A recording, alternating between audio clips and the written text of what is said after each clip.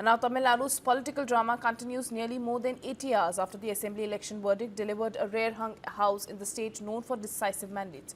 In a stunning electoral debut, actor Vijay's TVK shattered Tamil Nadu's decades-old two-party pattern, winning 108 seats in the 234-member assembly. But despite the massive victory, TVK remains 10 seats short of the 118 magic number needed for the clear majority. And that gap has now triggered a constitutional and a political showdown over who gets invited to form the government. Initially, there were strong expectations that Vijay, with conditional backing from Congress and possible support from smaller regional parties, would stake claim and prove majority later through a floor test. But Vijay's first meeting with Governor RV Arlekar appears to have altered that calculation. Sources say that Governor was unconvinced by the numbers presented by TVK. The two met again this morning for a second consecutive round of discussion lasting over 30 minutes. During the meeting, Vijay was reportedly asked how he intended to run a stable government with only 113 assured MLAs. Sources say that the governor insisted on written letters of support from at least 118 legislators before taking any call on government formation. Vijay, however, is understood to have maintained that he is ready for a floor test and, as leader of the single largest party, deserves the first opportunity to prove majority. The developments have once again brought focus on the Supreme Court's stand in the hung assembly cases. The Supreme Court has repeatedly made its position clear in hung assemblies. The top court says a governor's decision can be challenged if it appears arbitrary or politically motivated.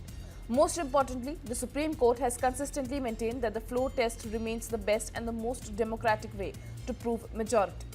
The judiciary has also stressed that governors must rely on verifiable proof of support while deciding whom to invite to form the government. And finally, the court has made it clear that mere suspicion alone cannot be used to block a party's claim to form the government. So what options does a governor have in a hung assembly? Governor has discretionary power under Article 164(1). Constitution gives no rigid formation formula. Key principle is ability to prove majority. Stable alliance can also stake claim. Floor test remains the final majority check. And India's political history has been seen several controversial examples where governors exercise these powers differently. India has seen several controversial examples where governors exercise their discretion differently in hung assemblies. In Maharashtra in 2019, the BJP government was sworn in after an overnight political move, but the government collapsed within just 80 hours. In Manipur in 2017, Congress emerged as the single largest party, yet the governor invited the BJP after it secured support from regional allies. And in Goa in 2017, despite Congress winning more seats, the governor invited the BJP-led alliance to form the government. In all three cases, the final test of majority eventually happened on the floor of the House. And now coming back to Tamil Nadu.